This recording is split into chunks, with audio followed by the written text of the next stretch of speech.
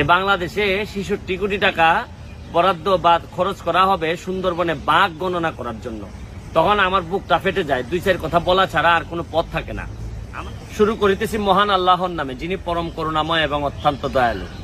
এই দেশে মধ্যবিত্তের জীবন কত কষ্টের, দাম বেড়ে যাচ্ছে অনেক কিছুর, মানুষ হিমশিম খাইতেছে। আমি আইনজীবী হিসাবে যখন 20,000 টাকা ইনকাম করি, আমার ক্লায়েন্টরা আমার ঘাড়ের উপর বড় বড় নিঃশ্বাস ফেলে যে জামিন হয়েছে কিনা তাড়াতাড়ি বলেন, মানে ক্লায়েন্টের পিছনে সময় দিতে দিতে চলে যায়। অথচ এই আমি যখন খবর পাই যে বাংলাদেশে 66 কোটি টাকা বরাদ্দ বা খরচ করা হবে সুন্দরবনে বাঘ গণনা করার জন্য, তখন আমার বুকটা ফেটে যায়। দুই চার কথা বলা ছাড়া আর কোনো পথ থাকে না। আমার কাছে মনে হয়েছে যে এটা বাংলাদেশের বিভিন্ন জায়গায় মানে কিছু ছাগলরা চালাচ্ছে দেশ, নাইলে এইরকম 66 কোটি টাকা শুধু সুন্দরবনের বাঘ গণনার জন্য খরচ হবে।